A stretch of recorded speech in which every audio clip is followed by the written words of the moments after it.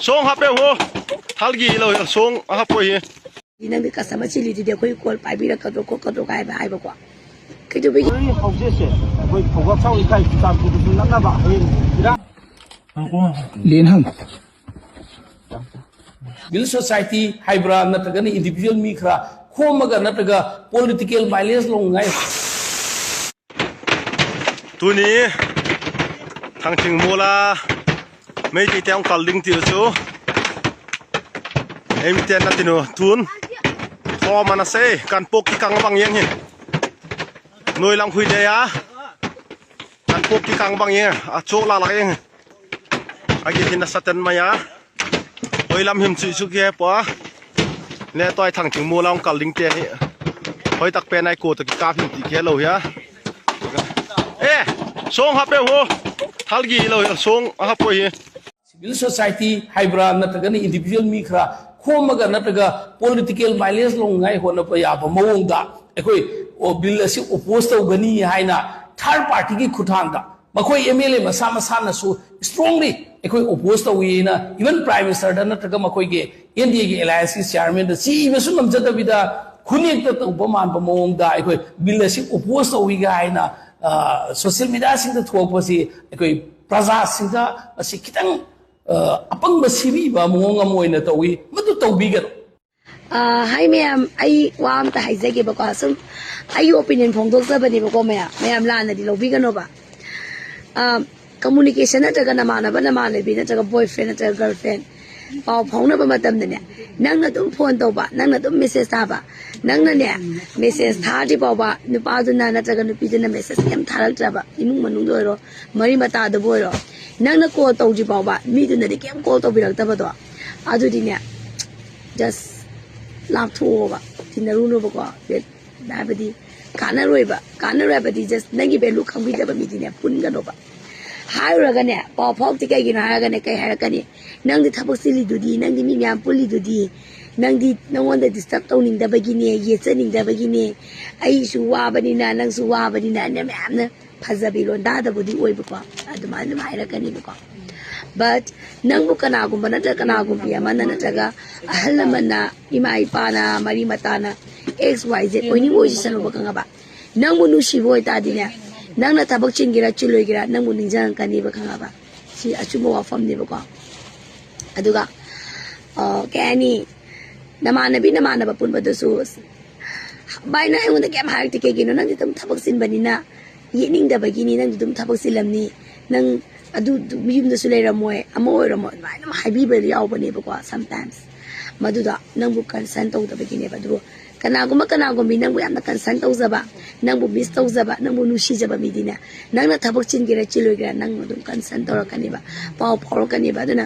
mi ma phazana pun ba loi na ba ba sa mi du na su nu pa du na su pau phau ba ai na su pau phau ba adu ma change adu nu pi du na su pau phau ra ga nu pa du na su pau phau mu sange ba aduga sometimes nu pa da na ta ga nu pi da hai ba wai mi am tat na nang na phau ga ai ju phau ji di cha ma na dru hai ba gum ba nang ni thapok sin ba du da ye chening da ba gi ni hai ba gum ba adu de gi ne adu gum ba ma ma wai se sinera kan ni ba ko adu just mind to go no ba ko hai ba di adu da mind to no ba focus to go no ba ina ni di ba ana communication amada on and off sia labor communication dina kai dong da understanding of communication la oi ba likewise kamine relationship the on and off sana ba sia kai dong da good relationship oi ba ko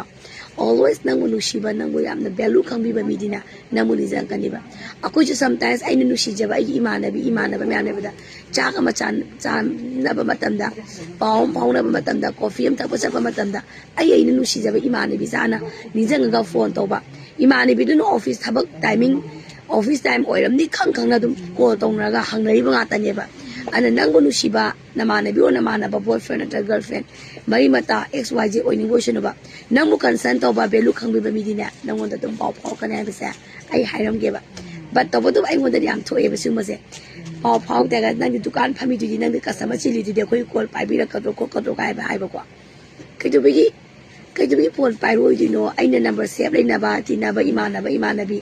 na jaga imana ba kadui phone pai roi di no kadui matam kai thoi no kai thui ju na bani da hoi nga hakyu ni noi call tro ko do bai smai chili kai le rage aina call back to ba ni ko pung kha theng dra ga reply pirak pa na ta call tawra ga dum loi pai ba koi ga ado matam chuba matam da ai ngonda haibi ri ba wai se nang thapok sin mani na nani thapok sin mani ne yesani da bagi ni ai khoi na kai hai du no du na haibi ba koi ja ai du ma'am da saw ge to bo to bo madu ma'am da ai bu value amadi concern amadi first priority oina khanda bagi ni num na lo da bagi ni ai ai khando ga ai di pen thwe ba ko ana hausi su ni lai ye ai na ga nu shi ja ba ai na ga dum khang ja ba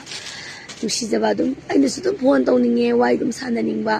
ni mya mya oi ko adu ai tau dre amadi pau phau dre kai tau no ai na su ko to ga pau phau na se ba wai san na se ba loi na se ba tin na se ba ai na pau phau da ga mo ni di no ma ta pau phau bi rak ta ba kai tau no da ai na khandro ko sometimes sa oi ba ko maduna ai si ba kind of experience na mara mo ra ga share to za bane mayam na si gi oi ba ai ba experience mayam ya ning ba na ta ya ning da ba du mayam su ma hai bi ra mo aduna aina last ina hygienic madi le sabi na jaga pakang every new xyz da nangbu concern to bi ba nangbu value khang bi ba mi da nang loina wo nangbu value khang bi da mi da kok thada ga no madu da tension le ga no stress le ga no depression chal ka no madu da nungang ba popi ga na ba sai hygienic relationship da communication da on and off sana ba adu ma po to di just avoid it ko mind to bi ga no ha ba sai hygienic matam chuba matam da nangbu concern to ba value khang bi ba any relationship da family or be friendship relation or be love relationship or be always on or be da adu choose to view ko adu laibak thi ba ga da laibak phatta ba ga da isan to bi gi always on to be ba relationship na si ba lagte lagta ba ni no obviously it's okay I don't pain to ko and I any relationship da friendship or be best friend or be family or be relative or be love the boy be relationship on and off sana badri kabin da arkesan to bina except to pusunga moy then I it's okay I go ni bye bye thank you ma'am hello ma'am mere isa sing ai ngantas na paum tambi gi tong ne ma'am taram da bi kari noi kanda India gi finance minister India gi hujik laiba finance minister hujik ki nate any sai gi ma tram gi lakpa any finance minister gi ma ki home minister gi adagi prime minister mo gi secretary lai ta private secretary ado finance minister gi private secretary from tara taruk mukhang basida north east gi ihana na miyo ani kha khalle ma gi private secretary gi from ani kha mena bagi dama ado hai ba north east gi ihana na khanba private secretary ani je finance minister gi atai state gi nate khoi manipur da gi ado iresa sing maitai ju nate khoi gi manipur gi khoi maitai pangan muslim jing ju nate ba khalli ba finance minister gi private secretary IS officer sing hai ba private secretary sing ja IS officer no ga da adu iresa sing STC na kam kanai hai ba kanda si dang sai gi mai gi reservation quota la ko khotpa adu gi administrative service sing da sang ba kanda bureaucrat officer sing oi ba kanda da hai ba kaino sing sina kam khudung cha ge ji yo STC na pi ri khudung cha adu na any department amada home minister gi bi prime minister gi bi finance minister gi bi any department me kano to bakanda administrative la ko STC ni speed khudong sa ba sidagi kamai to ge de sa sing adui khudong sa ba maitai noi khoi de adui phangdre kota do laitre aduna IS officer oi bi kano se yam masing ji yam na wa le chi karin no hai ba ga sai khoi general oi ro bas general oi ro bas ato adu kana ju natte moi uji finance minister gi private secretary oigidur mo ani si amana iresa sing cookie dagi ne cookie paite gi dai ne maming do kano mai me sangman nai kya kano tawre ado mark se 1992 gi IS base ne aduga amana khoi gi nagai sinau sing mau nagai sinau sing gi marak ta gini ma ki maming do ke moje cyber kano hai adu mahak tuna yambaduna 1990 gi IS officer base ne vida sas ado sigi je khudong chap se noi khoi di yaw dra nabani khojam ai Chusanpur dagi ni huju ji mango ngambi relief camp da leiba Chusanpur Meitei United Committee aina khoi Chusanpur gi CSO civil organization manga Chusanpur Meitei Chushampur Mei Society Chushampur Mei Youth Organization Chushampur Mei Class Teaching Committee Malemre Lupi Samas Laga semjaba Chushampur Mei United Convener koi mamang hong kita tang terang doida koi apun tu jom Chushampur di IDP हम लोग वाले बनी को सकते कोई जो हो सकते इरान से हमारी लेना कोई लिकेम कोई चुटामपुर की नीच जो लिकेम लिपू को हुई जले अगर हो सकते चाहिए नीच जो लोग उधर लिकेम से लेगी तो कुछ सारा बात भी मत ले भाई तारे अभी देखिए गो मैंने साबिरी बात भी तो हाउस जो हो सकता है नौसलाब नहीं ना कोई कहाँ से मियाँ मुक्तंग लेगा लेने हम नहीं तबा अभी भी पहले तो कुंजन बा कुछ सारा बस हम ले बिसना कोई ना कितम साफ कर दो बा अपन मम्मा सिंधी ने बाहर ना कोई सरकार दा कोई नहीं कितम कोई ना थम जाबरे कोई लिकेम दा ले बिसे सुबह नौभम खबर इंखांग ले तबा अंगांग नबी नासलपा मेडिकल की कोई प्रोविजन के सरकार की साइट की ले तबा है तारे ना को तुमने तो कि CMST कार्ड तुम्बा पे जो कार्ड तुम्बा तुम मन तना तुम ले तबा है तारे ना को अभी की डॉक्टर सु तुम विजिटिंग तो लोग सु कोई दा मधु मेडिसिन की फैसिलिटी से ले तबा अभी बिना एक साल पुटो चला बुरी गंदी ये हो है तारे तो लाइफ प्रोग्राम से ले तबी ना कि लाइफ प्रोग्राम से बा तुम स्टूडियो है ना कोई ना हम जब अनि सुना कोई ना temporary houses से कोई प्रोग्राम साउ इकाई चुटामपुर तो नंगा बा है इरान से ना शांति और हर वो मतलब कोई इसागी रमदम जो हंजनबा याबुदी मोहंगा सुन तके कोई लेरिबा चुटामपुर सिबा कोई हुजिक सादियो हाइरिबा मखुन से किलोमीटर 30 तकनेबा अदुदी इरान से फरे हाबो काम तंदा कोई चंगबा यानबगी फैमिली अमममदा कोई पॉइंट मरी गुंबा सरकारना लमसे लेबिरगा कोई यूमसे कोई permanently temporary houses high tarare maina sarga thambo tarabudi tang ing chingna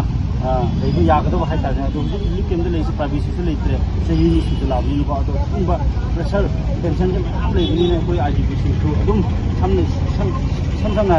society tendency do nong luang kale tare adi masa ga mama ga mapa ga matimuna wori tana budi matam leitre matim na wori tana budi matam leitre adum su ma je tam sakana su da sindi na ba na ko हमजरमने और governor तो बुद्धि है अदुम मतुंग secretary पीरे अदुम मतुंग कुंडी MLA honourable MLA office चंद्र पी गने अदुम मतुंग concern DC district deputy commissioner कोई सर्विस कम जसो CS की रेस्पॉन्स हम पजे माय बजे थु मतंदा मासु लोइनु उरे लिकेम दा वाबा अदि ओले गुदोंग चादबा की कोई सैनिटरी की हाइजारी कहता तुम चाबम करी कराम याम खुदों चादे से मा सान तुम खाइदे दुना तुम तुम से थबक को पासो पिनबा आना कोई तुम तुम पिनबा अगर मिंग दम का हाजिर आई Ming नबन programme 5 soldiers from Assam Rifles came. They opened the door. They broke my home. They beat me. They kidnapped me. They tortured my mother. They kidnapped my husband because I burned the Indian flag. I never burned in India. I burned it in my own country, in my own land. Hit you, man. Ai không chỉ cái chuyện tệ đi. Ai cho mình bằng lại đâu mà thiên dị lên thì mà nổ tao một. Nè. Chỉ là không nào. Rồi lại chui tầm. Bị không? Nheo dẹp dẹp tao chơi chứ. Nheo dẹp dẹp tao. Cuối hầm là ngã tụi yêu. Nhiều. Tăng. Áp cả đẹp. Sao tạm mà. Last destination tadi pun siap tahu. Siapa nak ikut kan dia? Aku ngapa? Lepas hadu tam. Lim jika kamu lu saya nak pernah. Aku Liên hằng. itu lah kita. Chạy không tổng lượng đến tính nào? Chỉ là. Gió hấp ra lầu piu này. Quỷ. Có thể đó. Tan tiền rồi. Nào.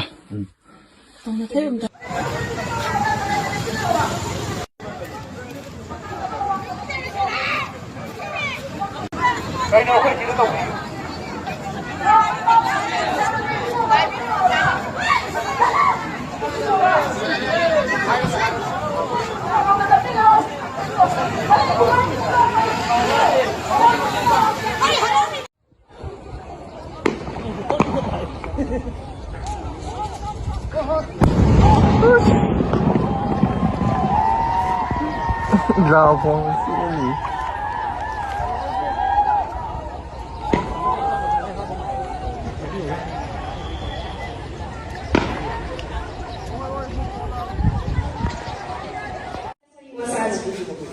Ngasi kauba no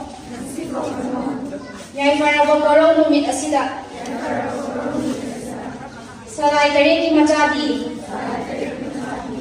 Sari wasak chaliye Ai isana isagi ipuro Inna lai hindi ngangaba khradam oirabasu Hona zaganiye Ai isagi ipuro piraiba Manaba mitibong mitambal oiroi Ai isa meti janu ama oina Igi pal nanga chatkani Ibado purai romana khangsanu Lainin thau na khangsanu Lainin thau sana mehina yaifare Ibado pakhang bana yaifare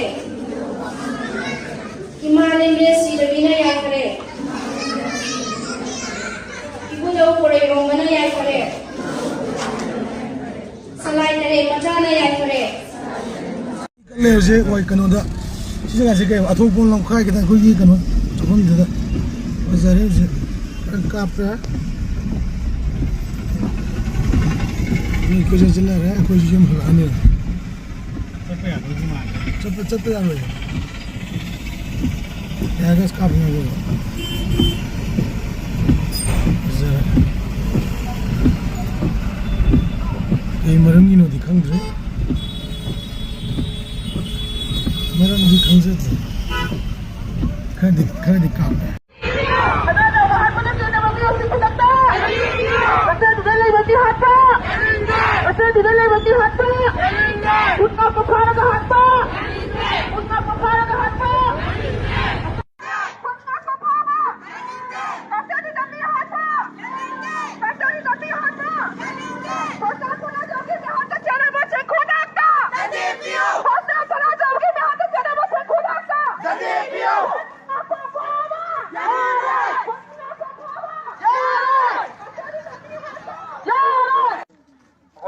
haijari koi ngasi gi reli asida maira baibi daga so nang yete yengbiyu ba kwai ke na maira yaw daga so marak te tension bi rakuna e koi reli so ko ko ko ya pakun dhan bi yo ni so na pi yo haijari nam yo sam ko ni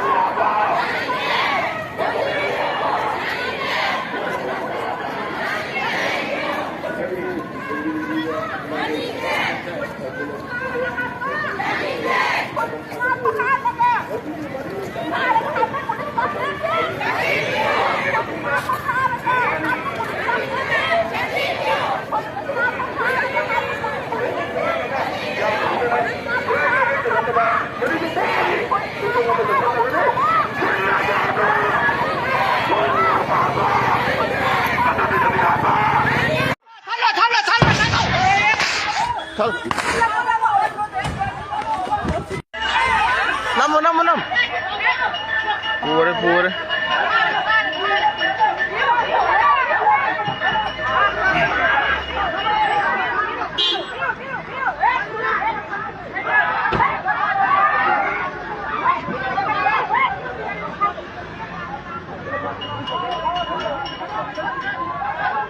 Nupi yang kali dokter. Bumang buja keren. Parin. Ayo. Jangan menunggu. Thong. Yang hongge ke nung thong. Rupeo. Nupi yang gila.